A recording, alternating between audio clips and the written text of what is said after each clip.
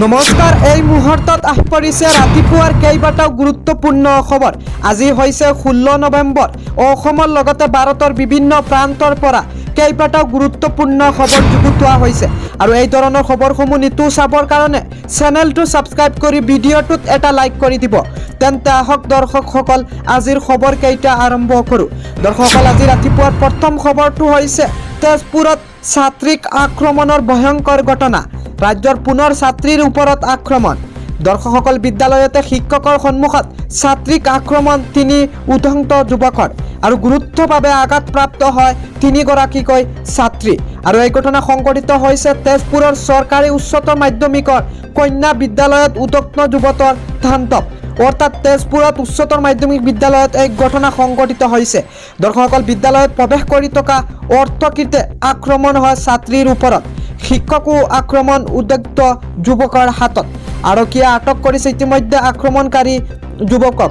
দৰ্শকসকল, নিশ্চয় আপোনালোকে জানিব পাৰিছে আৰু এই ঘটনা সংঘটিত হৈছে তেজপুৰত। দৰ্শকসকল, আজি ৰাতিপুৱা 2 নম্বৰ খবৰটো হৈছে আৰম্ভ হ'ল কোভিডৰ নতুন ঢৌ।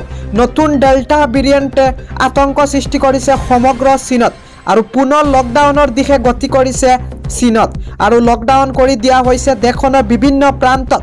এখন বিশ্ববিদ্যালয়ত 1500 শিক্ষাৰ্থীৰ দেহত ধৰা পৰিছে ইতিমধ্যে কোভিড।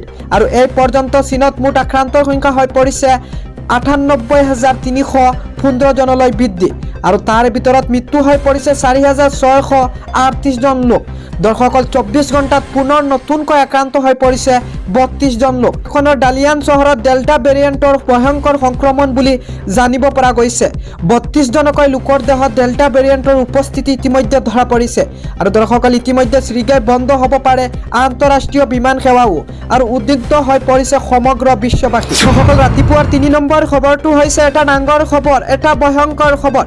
দৰ্শকসকল চাওক, ইয়াত কোৱা হৈছে মহানগৰীৰ হত্যাকাণ্ড। মাতৃকন্যাই মিলি মৰিয়াই হত্যা কৰিছিল নাৰায়ণ চক্ৰৱৰ্তীক। কাৰণ কি? ইয়াত কোৱা হৈছে ৰহস্য ফাদিল হৈ পৰিছে পল্টন বজাৰৰ কালিবাৰীৰ হত্যাকাণ্ড। পত্নী জীয়ৰীয়ে মিলি হত্যা কৰিছিল পুৰোহিত নাৰায়ণ চক্ৰৱৰ্তীক আৰু এই মন্তব্য চেণ্ট্ৰেল ডিজিপি দিগন্ত চৌধুৰীৰ। আৰক্ষীয়ে জনোৱা মতে ৰদেৰে মৰিয়াই হত্যা কৰিছিল নাৰায়ণ চক্ৰৱৰ্তীক আৰু পাৰিবাৰিক কাৰণতে এই হত্যাকাণ্ডৰ সন্দেহ কৰিছিল আৰক্ষীয়ে। নাৰায়ণ চক্ৰৱৰ্তীয়ে দীৰ্ঘদিন ধৰি মাতৃ জীয়ৰীক পাশবিক অত্যাচাৰ চলাই থকাৰ কথা স্বীকাৰ কৰে জ্যেষ্ঠ কন্যা। আৰু ইতিমধ্যে পত্নী মৌচুমী চক্ৰৱৰ্তী আৰু জ্যেষ্ঠ জীয়ৰীক গ্ৰেপ্তাৰ কৰিছে লতাশিল আৰক্ষীয়ে। আৰু হত্যাকাণ্ডৰ সৈতে তৃতীয় পক্ষ জড়িত থকাৰ সন্দেহ আৰক্ষীয়ে। আৰু তদন্তৰ খাতিৰত তৃতীয় পক্ষৰ বিষয়ে মুখ খোলা নাই আৰক্ষীয়ে। দৰ্শকসকল, বৃহস্পতিবাৰে বিয়লিবাগত খালিবাৰীৰ এটা কোৱাৰ্টাৰত উদ্ধাৰ হৈছিল নাৰায়ণ চক্ৰৱৰ্তীৰ মৃতদেহ আৰু ঘটনা সন্দৰ্ভত আৰক্ষীয়ে তদন্ত ইতিমধ্যে অব্যাহত ৰাখিছে। দৰ্শকসকল, ৰাতিপুৱাৰ পৰৱৰ্তী খবৰটো হৈছে মুম্বাইত ৰূপজ্যোতি কৰ্মীৰ বিশেষ প্ৰশিক্ষণ গ্ৰহণ আৰু সলনি হ'ল বহুতো। মুম্বাইত প্ৰশিক্ষণ গ্ৰহণ কৰি সলনি হ'ল ৰূপজ্যোতি কৰ্মী। মুম্বাইত অনুষ্ঠিত 3দিনীয়া বিধায়ক প্ৰশিক্ষণ শিবিৰত অংশগ্ৰহণ কৰি গুৱাহাটীত ইতিমধ্যে উপস্থিত হৈ পৰিছে বিধায়কগৰাকী আৰু তাৰপিছত বিশেষ মন্তব্য। চাওক দৰ্শকসকল, এয়া হৈছে মুম্বাইত কিছুমান দৃশ্য আপোনালোকক দেখুৱাবলৈ যত্ন কৰিছোঁ। ইয়াত অসমৰ বিধায়কসকল মন্ত্ৰীসকল মুম্বাইত গৈ উপস্থিত হৈছিল আৰু ইয়াতে ৰূপজ্যোতি কৰ্মীকে ধৰি বিজেপিৰ মন্ত্ৰীসকল তাত উপস্থিত হৈছিল।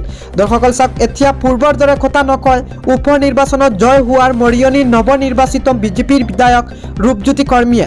আৰু মুম্বাইত অহংকাৰ ত্যাগ কৰি ৰাইজৰ কথা শুনিবলৈ প্ৰশিক্ষণ লৈছে সকলো বিজেপি মন্ত্ৰী বিধায়কে। চাওক দৰ্শকসকল, মিডিল অসম ইউটিউব চেনেলৰ দৰ্শকসকলক দেখুৱাবলৈ যত্ন কৰিছোঁ। এয়া হৈছে ৰূপজ্যোতি কৰ্মী আৰু অসমত উপস্থিত হৈ বিধায়কগৰাকীয়ে মন্তব্য কৰে যে তেওঁ কৈছে কংগ্ৰেছ AIUDF ৰাইজৰ দল সকলোকে এই ট্ৰেইনিঙৰ প্ৰয়োজন আছে। অখিল গগৈ, ভূপেন বৰা, বদৰুদ্দিন আজমল আৰু তাৰ লগতে ৰকিবুল হুছাইনকে ধৰি সকলোকে এদিনৰ বাবে প্ৰশিক্ষণ দিবলৈ প্ৰস্তুত কৰিছে ৰূপজ্যোতি কৰ্মী। আৰু এনেদৰে তেওঁলোক গুৱাহাটী বৰাজাৰ বিমানবন্দৰত আহি উপস্থিত হৈছিল। চাওক দৰ্শকসকল, আপোনালোকক দেখুৱাবলৈ যত্ন কৰিছোঁ। আৰু বিৰোধীক উত্তৰ দিবলৈ অস্ত্ৰ সাজু আছে খুৰ্মীৰ। বিৰোধীয়ে এবাৰ আক্ৰমণ কৰিবলৈ ৰূপজ্যোতিয়ে 10 বাৰ প্ৰত্যাক্ৰমণ কৰিবলৈ বাবে অস্ত্ৰ সাজু ৰাখিছে বুলি মন্তব্য কৰে। আৰু মুম্বাইত ৰামপাম মালগী প্ৰমোদিনী প্ৰশিক্ষণ সংকুলত 3দিনীয়া বিধায়ক প্ৰশিক্ষণ শিবিৰত আয়োজন হৈছিল। তাতেই অংশগ্ৰহণ কৰি আজি উভতি আহে ৰাজ্যৰ বিধায়কসকল। দৰ্শকসকল, ৰাতিপুৱাৰ পৰৱৰ্তী খবৰটো হৈছে প্ৰাক্তন কেন্দ্ৰীয় মন্ত্ৰী তথা কংগ্ৰেছী নেতা ছলমান খুৰছিৰ ঘৰত আক্ৰমণ। সলমানৰ গড়ত অগ্নিসংযোগ হৈছে। শিলা বৰ্ষণ কৰা হৈছে কংগ্ৰেছী নেতাগৰাকীৰ বাসগৃহত। সলমান খুৰছিদৰ শেহতীয়া গ্ৰহণক লৈ সৃষ্টি হৈছিল বিতৰ্ক। দৰ্শকসকল নাইনিতালত থকা বাসগৃহত অগ্নিসংযোগ কৰিছে হিন্দুত্ববাদী সংগঠনে আৰু হিন্দুত্ববাদী সংগঠনৰ বিৰুদ্ধে এই আক্ৰমণ কৰাৰ অভিযোগ কৰিছে খুৰছিদে আৰু খুৰছিদে লিখা এখন গ্ৰন্থক লৈ সৃষ্টি হৈছিল বিতৰ্ক। হিন্দুত্বক আইচিছ আৰু বকো হাৰামৰ সৈতে তুলনা কৰিছিল সলমান খুৰছিদে। সানৰাইজ অভাৰ অযোধ্যা নামৰ গ্ৰন্থখনত খুৰছিদে উল্লেখ কৰিছিল এনে কথা। দৰ্শকসকল, আজি ৰাতিপুৱাৰ আন এটা বিশেষ গুৰুত্বপূৰ্ণ খবৰ হৈছে ঘোষণা হ'ল মেট্ৰিকৰ প্ৰ-পত্ৰ পূৰণৰ দিন। 25 নৱেম্বৰৰ পৰা 18 ডিচেম্বৰৰ ভিতৰত কৰিব লাগিব আবেদন। সেৱাৰ বিশেষ পৰ্টেল যোগে ছাত্ৰ ছাত্ৰীয়ে আবেদন কৰিব পাৰিব আৰু দৰিদ্ৰ ছাত্ৰ ছাত্ৰীয়ে বিনামূলীয়াকৈ প্ৰ-পত্ৰ পূৰণ কৰিব পাৰিব। দৰ্শকসকল, বাৰ্ষিক 2 লাখ টকাৰ আয়ৰ তলৰ পৰিয়ালৰ ছাত্ৰ ছাত্ৰীয়ে বিনামূলীয়াকৈ প্ৰ-পত্ৰ প্ৰেৰণ কৰিব। দৰ্শকসকল, আপোনালোকে যিসকলে ভিডিঅ' চাই আছে বা মিডিল অসম ইউটিউব চেনেলৰ যিসকল দৰ্শক হয়, যদি আপোনালোক কোনোবা যদি মেট্ৰিকত আছে অথবা পঢ়ি আছে বৰ্তমানে, এইসকল যদি আছে তেনেহ'লে আপোনালোকে কমেণ্ট ছেকশ্যনত মতামত জনাব আৰু আপোনালোকে প্ৰ-পত্ৰ কেনেকৈ আপোনালোকে অনলাইন যোগে আবেদন কৰিব এই সন্দৰ্ভত মই ভিডিঅ' লৈ আহিম, আপোনালোকে সম্পূৰ্ণ সবিশেষখিনি জানিব পাৰিব। আৰু দৰ্শকসকল চাওক, তাৰপিছত ইয়াত কোৱা হৈছে বাৰ্ষিক 2 লাখ টকাৰ আয়ৰ তলৰ পৰিয়ালৰ ছাত্ৰ ছাত্ৰীয়ে বিনামূলীয়াকৈ প্ৰ-পত্ৰ পূৰণ কৰিব পাৰিব আৰু এটা ৱেবছাইটো মুকলি কৰি দিয়া হৈছে।